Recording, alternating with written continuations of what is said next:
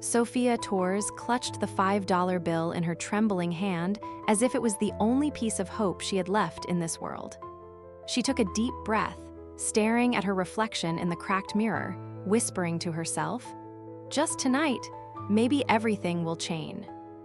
She didn't know that across town, a man who had passed her every day without truly seeing her, was about to see her in a way that would change both of their lives forever. Because sometimes, it takes one broken heart for love to finally find its way home. Sophia Torres held the $5 bill so tightly in her palm that it crinkled under the pressure, like it too was holding its breath with her. In the dim light of her small apartment, she stood before a cracked mirror, trying to convince herself that tonight could be different. Her dress wasn't new, it was borrowed from her friend Carmen. Her shoes pinched her toes, but she forced a smile anyway, whispering softly, "Just tonight, maybe everything will change." She smoothed the fabric of her dress, tucked a loose strand of hair behind her ear, and tried to imagine herself as someone worthy of being chosen.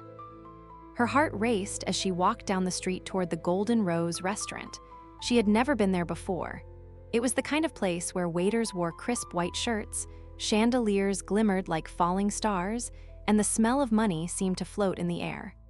Her $5 sat in her small clutch like a secret she was desperate to hide. Carmen had helped her make an online dating profile and told her not to be scared. "It's just a date," Carmen had said. But for Sophia, it was more than a date. It was a tiny, fragile hope that someone might look at her and see more than the uniform she wore as a maid. She hesitated at the entrance as couples in expensive clothes glided past her. The doorman glanced at her simple dress with raised brows but opened the door anyway. Inside, the restaurant glowed with golden light. Her heels clicked nervously against the marble floor as she made her way to the table reserved under the name Ryan. She checked her reflection in the shiny silver spoons on the table, fixed her hair again, and tried to ignore the lump forming in her throat. Minutes turned into half an hour. The waiter came and went, asking softly, "Would you like to order something while you wait, ma'am?" She smiled awkwardly, clutching the $5 bill in her purse. "I'm fine, thank you," she whispered. She pretended to scroll through her phone, pretending everything was normal, but it was. Before we dive deeper into this unforgettable video, make sure to like the video, subscribe to our channel, and hit the bell icon. That way, you'll never miss any new coming videos like this. Now, let's get back to it. 45 minutes later, her phone buzzed. A single message appeared on the screen. "Sorry, you're not what I'm looking for. Good luck." In that moment, the soft music of the restaurant faded. Her hands trembled. Her chest tightened. The dream she'd built around this night cracked like the mirror she'd looked into earlier. And what she didn't know was that someone had been watching her from across the room the entire time. James Whitmore leaned back in his chair, swirling the untouched wine in his glass as he pretended to listen to the couple seated across the room. In truth, his attention hadn't been on business for the past half hour. It had been on the young woman sitting alone near the corner table, nervously twisting a napkin in her hands. Her dress was simple but elegant, the kind of beauty that didn't scream for attention but quietly asked to be noticed. He had seen her before, countless times in his home, silently working in the background as a maid. But tonight, something was different. Tonight, he wasn't seeing an employee. He was seeing a woman with hope in her eyes slowly fading with every passing minute. Sophia stared at the door again, pretending not to notice the waiter's sympathetic glances or the couple at the next table whispering behind their champagne glasses. Her throat burned as she forced herself to smile. She didn't want to cry here, not in front of people who would never understand what it meant to hope for something so simple. Her hand brushed the inside of her purse, feeling the crumpled $5 bill, and she swallowed hard. That was all she had for this night, and yet she had dared to dream. James's fingers tightened around the glass. He wasn't a man who got involved in other people's lives, especially not like this. But something about the quiet pain on her face made it impossible for him to look away. It wasn't pity. It was something deeper, something that unsettled the cold, practiced calm he wore like armor. He saw the way her shoulders stiffened every time the door opened, the way her hope flickered and then dimmed again. It hit him that he had never really looked at her before. When the waiter approached her again with a quiet, "Would you like me to clear the table, miss?" She nodded stiffly, blinking fast to keep her tears from falling. She pushed her chair back, gathering her small purse as if trying to shrink into herself. James stood up before he could stop himself. He didn't know exactly what he planned to say or do. He only knew that the image of her walking out of that restaurant alone felt wrong in a way that shook something inside him.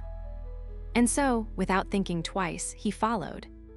Sophia walked through the heavy doors of the restaurant, the cool night air hitting her face like a quiet reminder of how foolish her heart had been. The street outside was quieter than usual, with the glow of passing cars blurring in her tear-filled eyes. She didn't want to cry. She told herself she wouldn't, but the weight of humiliation pressed down on her chest until it became hard to breathe. Her heels clicked unevenly against the pavement as she walked faster, her fingers gripping the thin strap of her purse so tightly that her knuckles turned white. She had spent weeks saving up for this dress, this makeup, this one evening. And in a single text message, it had all shattered. She stepped around the corner, leaning against the cold brick wall of a nearby building. The city noise faded into a dull hum, and the quiet sob she had been holding back finally escaped. Her mascara blurred, streaking down her cheeks like dark rivers of everything she'd tried to keep inside. People passed her, some glancing, most not caring. To them, she was just another girl crying on the street. To her, it felt like the end of a little dream she had built so carefully. James stepped out of the restaurant a few seconds later. He scanned the street, following the faint sound of her footsteps until he saw her silhouette against the wall. For a brief moment, he hesitated. He had no right to interfere. But something in the way she stood there, shoulders curled in on themselves, made the decision for him. This wasn't about money or position. It was about humanity. He approached slowly, not wanting to startle her. Sophia quickly wiped her cheeks and turned her face away, pretending to fix her hair as if that could erase the heartbreak from her eyes. "Rough night?" James's voice was low, almost unsure, so different from the commanding tone he used at work. She froze for a moment, recognizing his voice instantly. She turned slightly, meeting his gaze, confusion flickering through her tears. He stood there, hands in his pockets, no expensive arrogance in his posture, just quiet sincerity. She tried to laugh it off, but the sound came out shaky. "You shouldn't see me like this." He took a step closer, his eyes never leaving hers. "I think maybe I should." And for the first time that night, she didn't feel completely invisible. For a moment, neither of them spoke. The night wrapped around them like a quiet curtain, the distant hum of the city fading into the background. Sophia shifted uncomfortably, still clutching her small purse as if it could protect her from the shame burning inside her chest.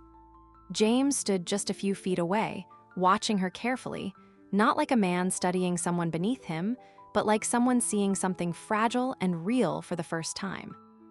She looked down at her heels, blinking fast to stop more tears from falling. "You shouldn't have followed me," she whispered. "This is embarrassing enough already." James exhaled slowly, running a hand through his hair. "I didn't follow you to embarrass you," he said softly. "I just didn't want you to walk away like that." She gave a quiet, bitter laugh. "How else should I have walked away? He didn't even bother to come inside. A text. That's what I was worth." Her voice cracked on the last word, and she quickly bit her lip, trying to stay composed. She hated feeling weak in front of him, of all people. He was her employer, the man who lived in a world she could never touch. But James didn't look at her with pity. He took a slow step closer, hands still in his pockets, his voice steady. "That guy is an idiot," he said simply. "And I mean that." Sophia shook her head. "No, he just saw me for what I am, a maid, a woman with $5 in her purse, pretending she belongs in a place like that." She looked up at him with a bitter smile, eyes shining with unshed tears. "I was foolish enough to think I could be more." Something tightened in James's chest. All the walls he had built over the years, all the practice distance he had maintained, began to crack just a little. "Pretending to belong," he murmured. "You looked more at home in that place than half the people in there." She blinked, caught off guard by the quiet conviction in his voice. He wasn't trying to comfort her with pretty words. He meant it. The wind picked up, brushing a strand of hair across her face. James reached out instinctively, tucking it gently behind her ear. She stiffened for a second but didn't pull away. Under the soft glow of the streetlight, their eyes met and the world around them blurred. For the first time, she wasn't just the maid, and he wasn't just the man who lived upstairs. Something unspoken had shifted between them, and they both felt it, even if neither dared to say it aloud. James hesitated for a moment, his hand falling back to his side, but the feeling between them didn't disappear. It hung in the air like a delicate thread, fragile but real. Sophia straightened a little, still unsure of what to make of this sudden closeness. She had spent years walking through his house quietly, blending into the background, never expecting him to look at her this way. She wasn't supposed to matter to someone like him. And yet, in that small corner of the street, under the flickering glow of a street lamp, she did. He cleared his throat, almost awkwardly, which was strange for a man who usually spoke with power and certainty. "You shouldn't be standing out here alone," he said, glancing around. "Come on, let me at least get you something warm to drink." She blinked at him, confused. "You don't have to do that." "I know I don't," he replied softly, "but I want to." For a second, she searched his face for any hint of pity, but what she found was something steady, something honest. And against her better judgment, she nodded. They walked down the street together, their footsteps echoing on the quiet pavement. It wasn't a fancy place he took her to, just a small late-night diner a few blocks away. Inside, the smell of coffee and fresh pie wrapped around them like a warm blanket. She sat across from him in a small booth, still unsure of how she'd gone from being humiliated in a restaurant to sitting across from a millionaire who suddenly saw her differently. The waitress brought them hot chocolate, and for a while they just sat in silence. Sophia cupped her hands around the mug, letting the warmth seep into her fingers. "Why are you doing this?" she finally asked, her voice quiet but steady. James leaned back, studying her. "Because sometimes people deserve to be seen," he said. "Really seen, not for what they do, but for who they are." Her chest tightened at his words. No one had ever said something like that to her before. No one had ever bothered to look past the uniform. For the first time in a long time, she didn't feel like she had to hide the parts of herself that didn't shine. She laughed softly, shaking her head. "You're strange," she whispered. James smiled faintly. "Yeah, I've been told that." And somewhere between the quiet diner and the soft steam of hot chocolate, the walls around their hearts began to loosen. The city was alive with light that night, but inside the grand ballroom, everything felt sharper, louder, heavier. Sophia stood at the edge of the glittering gala, her fingers nervously brushing the smooth fabric of the dark blue dress James had insisted she wear. She had told him again and again that she didn't belong at an event like this, surrounded by polished people with diamond smiles and champagne in their hands. But he hadn't listened. He had looked at her like she was enough, like she belonged anywhere he was. So, despite the voice in her head screaming she didn't fit, she stood beside him as he guided her through the doors. Eyes turned to them the second they walked in. Whispers followed. She could feel every stare like a weight pressing against her skin. She kept her chin lifted, but her heartbeat was a drum in her chest. People weren't subtle. Some whispered behind their hands, some didn't even bother. She heard the words, clear as glass. "Is that his maid? He must have lost his mind." What a joke. James's grip on her hand tightened. "Ignore them," he said softly, but she could hear the controlled fire in his voice. "They don't matter." But to Sophia, it did matter. It always mattered. All her life she'd been reminded where she stood, and this room, with its gold chandeliers and expensive laughter, made that line even clearer. She took a slow breath, trying to keep the rising panic at bay. Then his mother appeared. Eleanor Whitmore, elegant and cold as marble, with eyes sharp enough to cut through silk. She didn't need to speak for Sophia to feel small, but she did speak. "James," she said evenly, "may I ask what exactly you're doing?" The words were smooth, but the poison underneath was unmistakable. Sophia lowered her eyes, every muscle in her body tensed. James turned toward her mother, his jaw set. "I'm standing with the woman I love," he said clearly, his voice echoing through the room. The whispers grew louder, like a storm building. Eleanor's eyes widened, and for the first time, the entire room was watching not just Sophia, but him too. James stepped forward, pulling Sophia gently closer, his hand steady. "If anyone has a problem with that," he said, looking around the room, "they can live with it, because I'm done hiding." In that single moment, the world shifted. For Sophia, who had spent her life being invisible, someone had finally chosen to stand in the light with her. The headlines the next morning were louder than the whispers at the gala. His face was on every screen, her name in every cruel caption. The world loved a scandal, especially one that challenged its perfect little rules.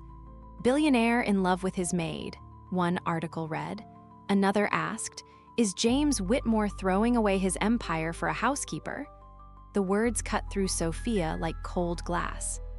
She wasn't prepared for the world to know her name like this. Not like a human being, but like a story people could tear apart. James's office was filled with men in suits and practiced smiles that didn't reach their eyes. His board demanded explanations, warnings disguised as advice. "You're risking everything," one of them said. "Your reputation, the company, investors are already asking questions. End this before it destroys everything you've built." He didn't flinch. "Everything I've built isn't worth anything if I can't look in the mirror," he replied. They didn't understand. They never would. Meanwhile, Sophia sat on the bench outside the small bakery she'd always dreamed of opening someday. But instead of dreams, she was surrounded by the weight of cameras and strangers who thought they knew her. Some were curious. Some were cruel. A woman she'd never met spat words like poison. "People like you don't end up with men like him. Enjoy the attention while it lasts." She kept her head down, gripping the edge of the bench until her knuckles turned white. She had faced many kinds of humiliation in her life, but this was different. This was public. This was endless. When James arrived, he didn't bring flowers or empty promises. He sat down next to her, silent at first. The noise around them seemed to fade. "They want me to end it," he said quietly. She stared straight ahead, her voice barely a whisper. "And maybe you should." His head snapped toward her, but she didn't look at him. "I don't want to be the reason you lose everything." He reached over, his hand covering hers with a firmness that left no room for doubt. "You're not the reason," he said. "You're the only thing that makes all of it mean something." She turned then, meeting his steady gaze, and for the first time since the world had found out, she didn't feel alone. In that simple touch, she understood he wasn't going to let go. Not now, not ever. The world didn't change overnight, but love had a way of making noise impossible to ignore. Weeks turned into months, and the storm that had once felt unbearable slowly began to quiet. Some people still whispered, some still judged, but they no longer held the power to break her. Sophia stood in front of a small shop window one crisp morning, sunlight spilling over the gold letters that read Sophia's Bakehouse. The scent of fresh bread and warm cinnamon drifted out onto the street, wrapping everything in the kind of comfort she had once only dreamed about. The door chimed softly as James walked in, rolling up the sleeves of his shirt, looking nothing like the untouchable man the world thought he was. He looked real, free. She wiped flour from her hands and laughed when he reached across the counter to steal a bite of her bread. "I told you," she said, pretending to scold him, "customers pay for that." He leaned in a little closer, voice soft enough for only her to hear. "Then I guess I'll just keep overpaying." She shook her head, unable to stop the smile tugging at her lips. There was no ballroom tonight, no whispers, no cameras, just them and the simple, extraordinary life they were building together. The tabloids had moved on to new scandals. The board had been furious when James walked away, but he hadn't looked back. Teaching had given him a piece he'd never known as a CEO. Sophia's bakery was small but full of warmth, and somehow that was enough. More than enough. Their worlds, once so far apart, now fit together like two pieces that had been waiting all along.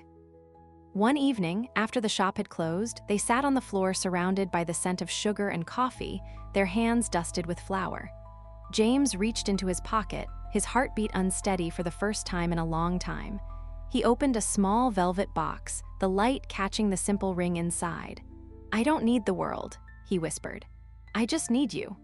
Sophia's breath caught in her chest as her eyes filled with tears. She nodded before she even found the words. His hands trembled as he slid the ring onto her finger, and when she leaned forward to kiss him, everything else fell away. She had once walked into a restaurant with $5 and a fragile hope. Now she stood in a life she'd built with love that never asked her to be more than who she already was. And for both of them, that was everything.